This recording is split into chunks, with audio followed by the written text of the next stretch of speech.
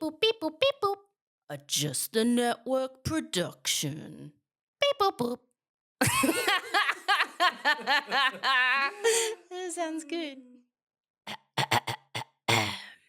Take it away, me.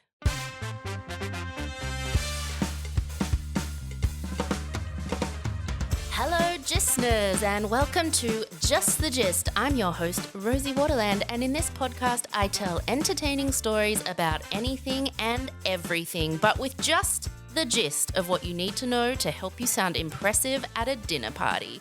Gisting in every week is the JTG production team and you guys, the Gistners. So, let's get gisting. JTG. Manners. What did we even decide on? Manners. Is that what it is? It does sound like mayonnaise. Manners. Manners. Maybe we'll get a sponsorship. Who does good mayonnaise? Oh yeah. Or like Hellman's. Manners. Yes. Manners. Okay. All right. Let's just go. Hi guys. Welcome to JTG Minis. I'm Rosie Waterland, and with me today are James Joseph and Kate Lever.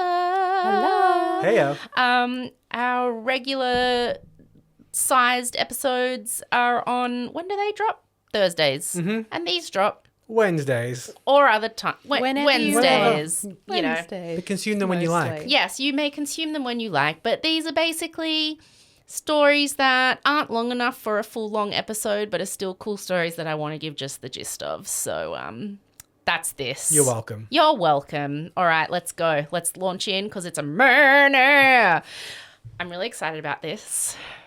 I've been wanting to tell this story forever. So today I'm going to give you just the gist of one of the weirdest, most hilarious. A lot of people think this is actually like an urban legend story. It's also kind of gross. There's poop involved. Today, people think it's an urban legend, but this is true. It actually happened. And I reckon there's going to be a lot of people listening right now who, when I am about to tell you what it is, they'll be like, shut up. I heard that once and I thought it was just made up. I am telling you just the gist of the Dave Matthews Band bus incident. I haven't even heard about it. I'm at zero as well. Yes, okay. Otherwise known as the CRAPPENING. Ooh. Very good. Okay. I have no idea. Okay. This story is truly unbelievable, but okay, here we go. But so believe excited. it. Believe it. But believe it. Okay, here we go. So, the CRAPPENING, the Dave Matthews Band bus incident, all went down on August 8th, 2004. It was a beautiful Sunday afternoon in Chicago. The Dave Matthews Band was playing two shows in Chicago. They'd played one the night before and they were going to play another one that night. They were staying at a hotel downtown in between these two shows.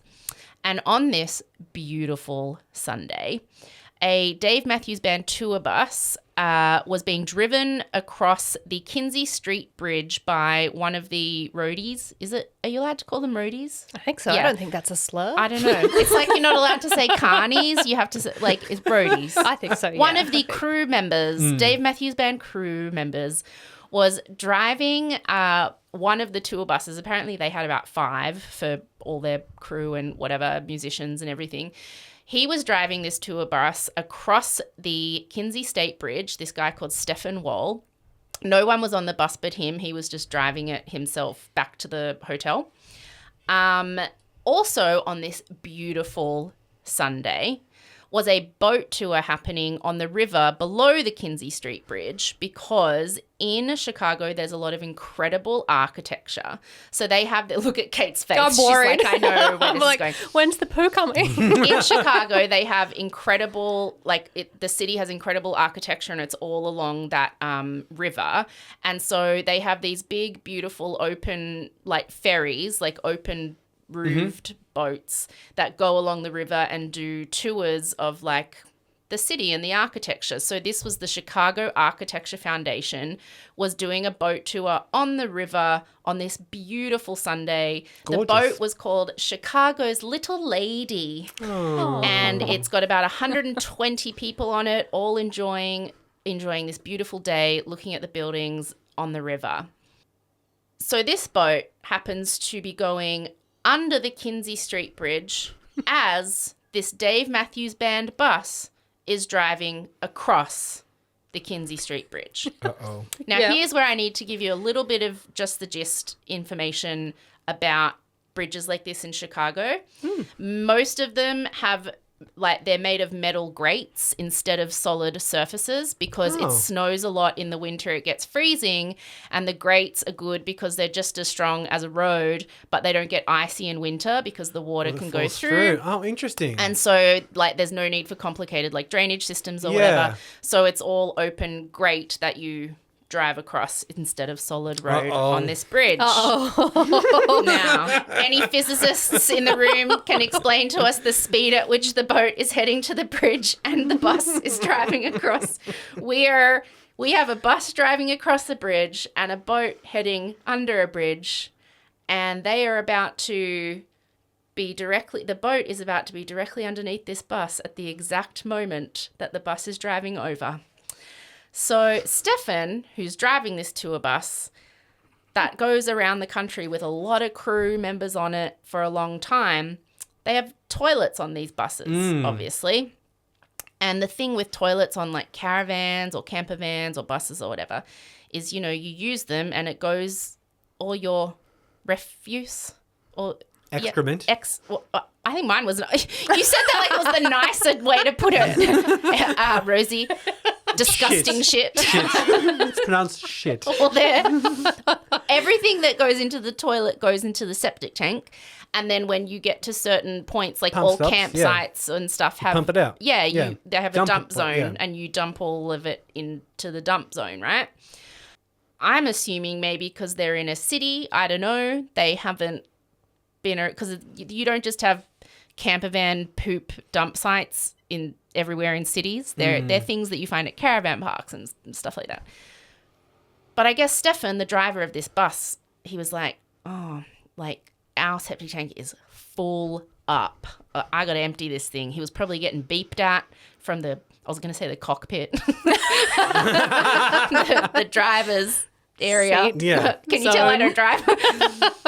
He knows he needs to empty this thing. It's his job to do it. He hasn't done it and it's full. And he's driving across this bridge that he knows goes straight through to the river because it's grates. Perfect. What a perfect solution. It's a foolproof plan. It is a Yes. foolproof plan. No one's going to know. So, No one's going to know. As he's driving across the Kinzie Street Bridge, driving the Dave Matthews Band tour bus, Stefan Equipped Wall... with the Dave Matthews Band excrement. Yes. David... Does it have like the name of the band on the bus? Is it identifiable? Do you know? No. Or is it just a bus? Most they tend to have like a picture. That's a or good question. sign. No, I think from late... because there's 5 tour buses, maybe not all of them, because it's... I'll explain in a sec, but it does take them a while to figure out who What did happened? this. So I think if it had like their faces and name on the side, people would have Yeah. Okay. found out pretty Worked it. quickly. Yeah. Yeah. So Oh, I'd be playing dumb. Stefan, what? he does. What? Oh, he does. Stefan does. So he's Really driving. weird. He's driving across this bridge and he thinks, perfect. It's it goes straight down into the river. I haven't emptied this septic tank on time. I got to get back to the boys in the band. They're probably going to need to shit and they can't because it's full. So you know what? I'm going to empty it. So right as he's driving across the bridge, he presses the eject button and the septic tank underneath the bus, a hatch opens and I can't even and 400 kilos. What? no. That's a big septic tank. 400 kilos, 800 pounds. 400 kilos of human waste everything that had accumulated from the band and the crew using this toilet for what had to have been, I mean, it was due.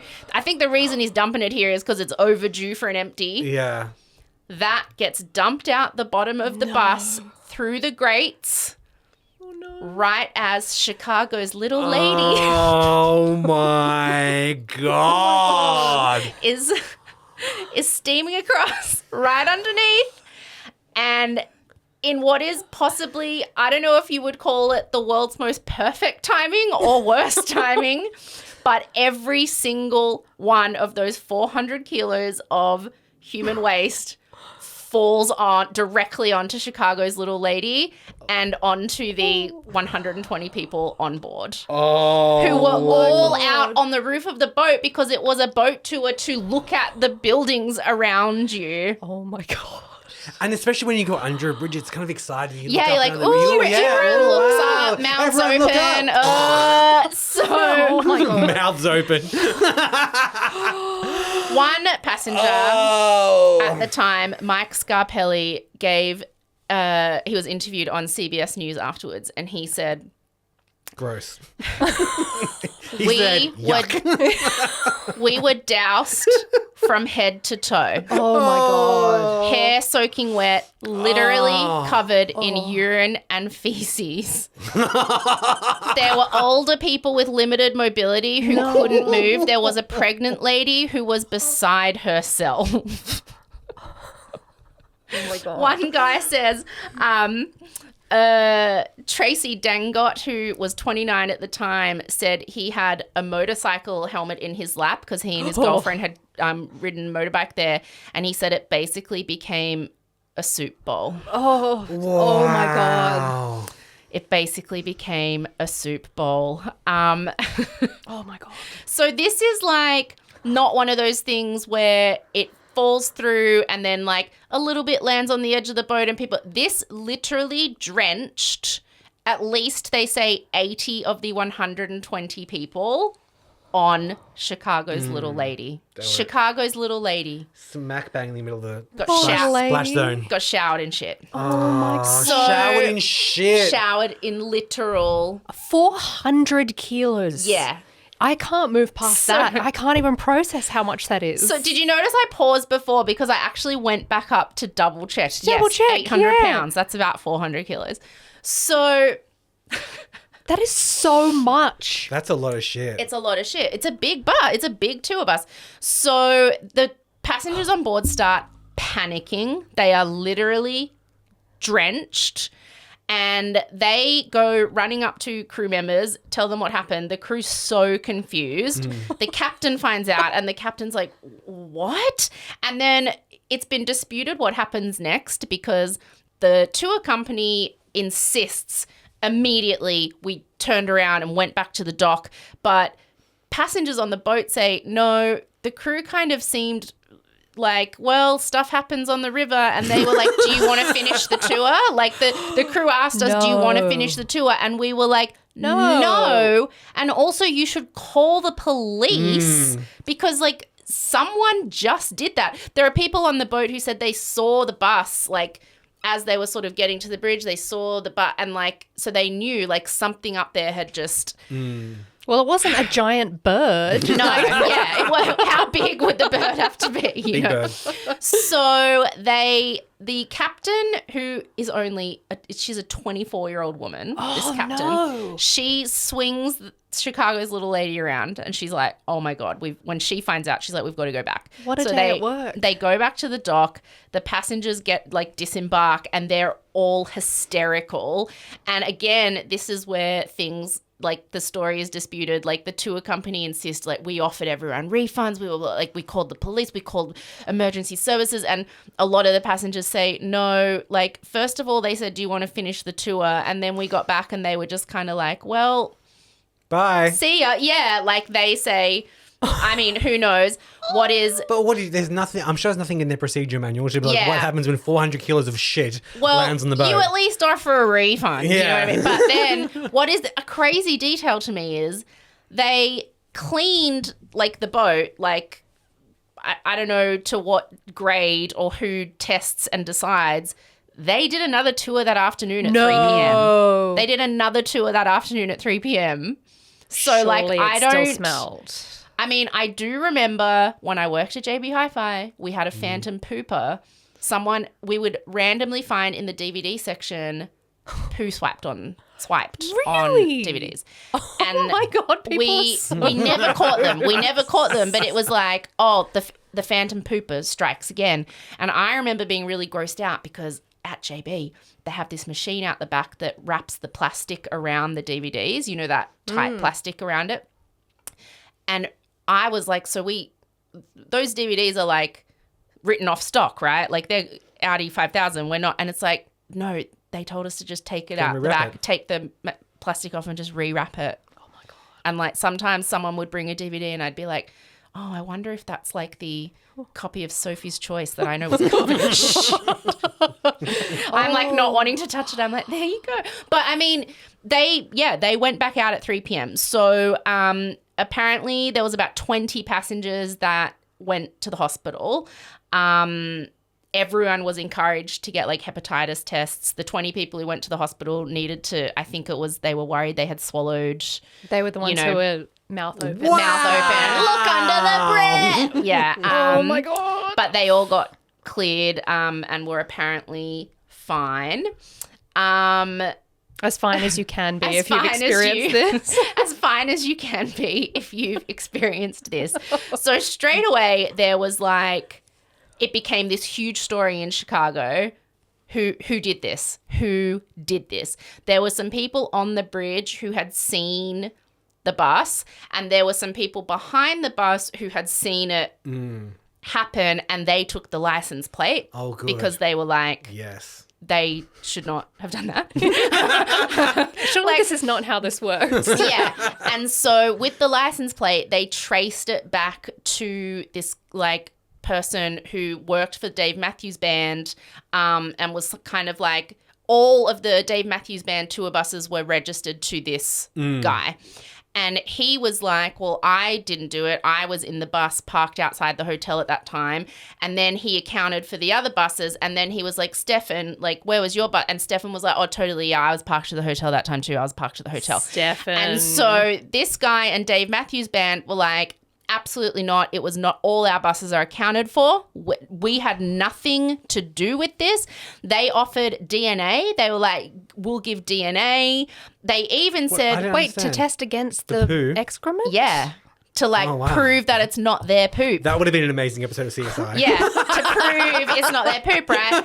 They offered to give, like, they all believe Stefan so much. They were even like, come and check the septic tank right now. It'll be full because like, and I mean, I couldn't find any information as to like what happened when either they checked it or the authorities checked it, but nothing's ever mentioned about that again. So I feel like Stefan's like, check the tank, and they did, and they were like, because it would have been empty. Oh, Stefan. But Stefan denies. Dave Matthews Band backs him up, says it's not us, it wasn't us. But then, I mean, it was 2004, so not crazy. CCTV wasn't crazy new, but I mean, the Chicago police were on the bloody case because this was big news. And so they found a gym nearby with outside CCTV, and it happened to be like they got the traffic from the bridge going past in the shot. And so they got the bus, and it was Stefan's bus. Yeah. Of course it was. It was Stefan's bus. And so then they were like, Stefan, Oh. mate. Oh, no. I still would have played dumb. I still would have been like, oh, I didn't know how that happened. I didn't push the button. I didn't push the button. No. I mean, I sneezed and maybe I knocked. I don't know. Oh, I feel terrible. This was a huge story. Chicago's mayor at the time did a press conference where he released the videotape evidence and said the dumping was absolutely unacceptable. The dumping. But then he said, but you know, like, David Matthews Band, they're still a really good band. I really like it was like he wanted to be like hard on crime, but I don't want the famous people to be mad at me. Free tickets would be great, you guys, if you could. When confronted finally, Stefan had to admit that he dumped the septic tank, the waste. He was eventually charged with reckless conduct and discharging contaminants to cause water pollution, Oh. which is probably the nicest The closest way. charge you could Well, find. yeah, because it's a very specific thing that would happen. Yeah. There's not Like, dousing people with poo Yeah. as a charge. It should be. There should be. Maybe there is now. He pleaded guilty and was sentenced to 18 months probation, 150 hours of community service, and had to pay a $10,000 fine to Friends of the Chicago River. I feel like you should pay the money to the people who got covered Yeah, in shit. exactly. The river cares less than the people. He was fired from Dave Matthews Band. Yeah, well, crew. for lying. He might not have been fired for the actual I thing. know.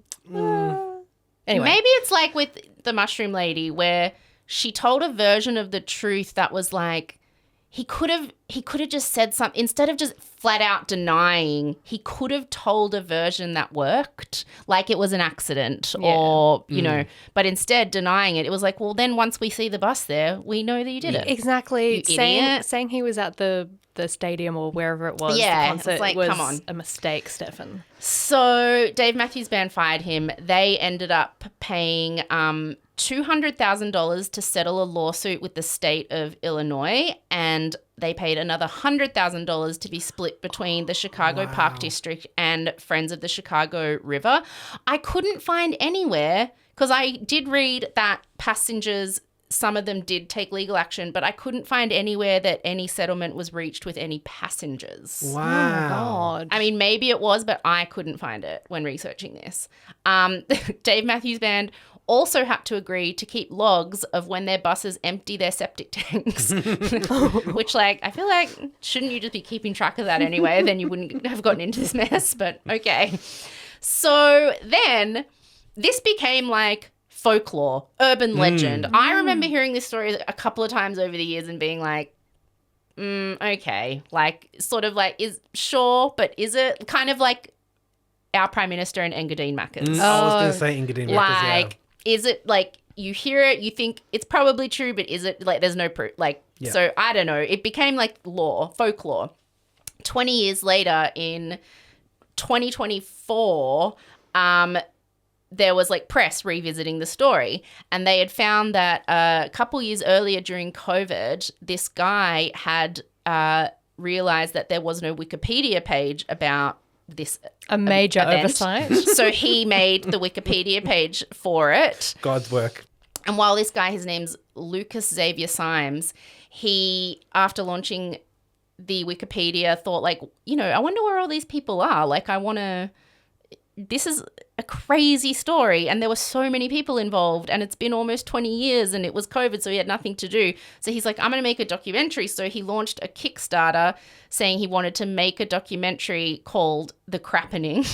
But he basically just wanted to find and interview as many witnesses as possible. So he started trying to find people, and then a couple years later, it was the 2024, the 20-year anniversary. So press started wanting to sort of do a, like, let's look back at one of, like, Oh my God. the most culturally significant moments in Chicago's history. So then the press sort of started talking to Lucas, who had already interviewed a few people. So he had found a bunch of them. So then in 2024, they were able to sort of track down a lot of people who had been involved. And so that's when they talked to the guy, Tracy Dengott, who had been holding his motorcycle helmet. And he said, by the way, when they got off, he was like, well, we got to ride the motorbike home. And so he was like, I rinsed it out as best I could. And then I put it on, and me and my girlfriend drove like the 40 minutes home or whatever. Shithead.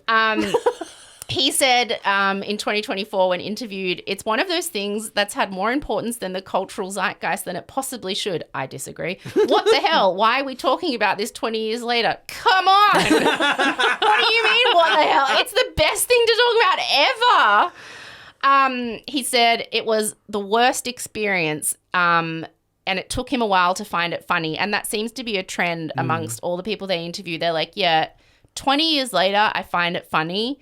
There are some people who say it took them years to find it funny. There was one guy who crazily, when this Lucas kid was looking to interview people for his documentary called The CRAPPENING, he found a Reddit thread called Something Awful Happened Today. And that was a Reddit thread from dating back to 2004. Someone on Chicago's Little Lady on the boat that day, went to the Reddit thread that day to say, I might have the best something awful happen today of all time. And he wrote about it on the day, and Lucas tracked him down, and he did not. He was like, I don't want to talk about it. I don't want to be involved. Really? So he still was just like, no, thank you. But Tracy, the motorcycle helmet guy, he says, it took me a good solid year before I could laugh at it. I was really angry and disgusted for the first 6 months. He says he always gets a whole lot of funny texts from his friends every August 8th. Another woman on board, Nancy, she said, I have a twisted sense of humor. So at the same time that I was crying and throwing up, I was laughing too, because you can't make this shit up, pardon the pun. She described it as a rust-colored waterfall coming down. That's from poetry. the bridge. Beautiful, isn't it? Poetry. A rust-coloured waterfall. God, that's the disgusting. captain, the 24-year-old woman, oh my gosh, Sonia Lund, said it took her years before she could laugh about it. It was a few years before I could take it a little less seriously, she said. It was just all terribly upsetting, and I was like, why is everyone laughing? It's not funny, it's terrible. That's one of those things when you're a kid and you're really mad and everyone's laughing and you're like, funny. it's like, sorry. It's not funny if it's not you. Well, yeah, it's funny if it's not you, I guess. Yeah. So she says she can laugh now about it too, though she still remembers. I'm sorry, I'm not. She still remembers traumatic images such as a baby who wouldn't stop crying and an old lady with her hair matted to her head. Oh. I mean, it... All these quotes, by the way, are from a WBEZ Chicago article written by Mitch Dudek 20 years after. I'll put the link in the show notes. He got all these amazing quotes from these people. Incredible. Wow. So a baby. Oh. Dave Matthews himself. Yes. I'm not a big Dave Matthews Band person, but I'm assuming it's Dave Matthews and he has a band. Yeah. Dave Matthews didn't really... they didn't like commenting on it, but he was asked in 2009 about it, and he said he would apologize about the incident for as long as he has to. I mean, it wasn't his fault. Like, not at all. Yeah, Stefan. Although when contacted at the 20-year anniversary and by the guy making the crappening and a bunch of other things, they've refused to comment or acknowledge it. So I don't know if they're still happy to talk about it. The whole thing became like a massive part of Chicago folklore, not unlike the Engadine Macca's thing in Australia. In 2023, the Riot Fest Historical Society put up a commemorative plaque on the Kinzie Street Bridge for the what was then the 19th anniversary. I took The 19th anniversary is so weird. Wait for 20 years. I know. Why not wait till the next year? Hold on. I took that famously significant landmark, 19 years. The plaque says, Kinzie Street Bridge, the unforgettable splashdown. And it's a very, there's more. It's a very like somber looking, nice. serious plaque. There's a bus on it. It says, Splashdown. On August 8th, 2004, a tour bus belonging to the Dave Matthews Band, in a moment of misadventure, inadvertently, I think it was inadvertent that it went on people. Yeah, that's true. But it was intentional. Inadvertently showered an unsuspecting sightseeing boat below. This solemn spot reminds us of the day a simple tour turned into a flood of something memorable. And the plaque was paid for by Benny the Bull, which is one of Chicago's most famous sporting mascots. And then the guy is still trying to get the crappening happening. Who knows if it will? I don't know. But it all sort of really came back into the news last year on the 20-year anniversary. And as Tracy Dangett, the motorcycle helmet guy, said, it's one part urban myth and another part a true story. It's sort of the modern day Mrs. O'Leary's cow. I don't know what that means. Neither do I. Anyway, he says that like the story gets told and retold every year, and I bet it does. He like hears versions of it that are like crazy off the mark versions of it that are right. But he was surprised that many people were willing to talk about it because he Has was Stefan talked? No, nothing heard from Stefan in the longest time. I didn't see him quoted in any. There was an article written when the plaque went up, so that was 19 years later. There was an article, a bunch of articles written last year for the 20-year anniversary, and I've not seen Stefan quoted in any of them, and Dave Matthews Band haven't quoted in years. And so that is just the gist of the Dave Matthews Band bus incident. Wow. Or the crappening. The crappening. Which was literally when 400 kilos of human waste poured down like a rust-coloured waterfall onto Chicago's Little Lady, a boat filled with architects. With people. Thank you so much, Rosie. Yeah. Thank you so much. These are stories that we all need to know. These need to be told. These need to be told. I take my responsibility as a storyteller very seriously. I tell you the stories you need to know. You may never be able to forget the stories. Anyway, okay. The stories that will haunt you for the rest of your lives. That was just the gist. Murder. All right. Bye, guys. Bye. Time for lunch. Bye. Thank you for listening to Just the Gist, a Just the Network production. Executive produced and hosted by me, Rosie Waterland. Produced and edited by James Joseph with additional production support from JTG team Kate Lieber and Hayley Stavely and Acast legends Guy Scott Wilson and Simon McDermott.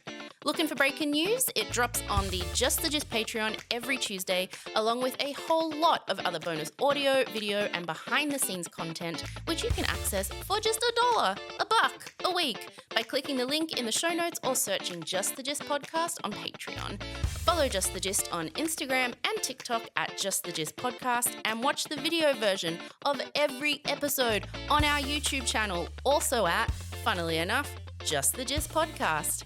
Follow Rosie, that's me, in all of the places at Rosie Waterland. Want to give us a suggestion? Tell Rosie to stop singing so much? Email us at hello@justthegist.com.au. Thank you, as always, for listening. Now go say something impressive at a dinner party. Bye.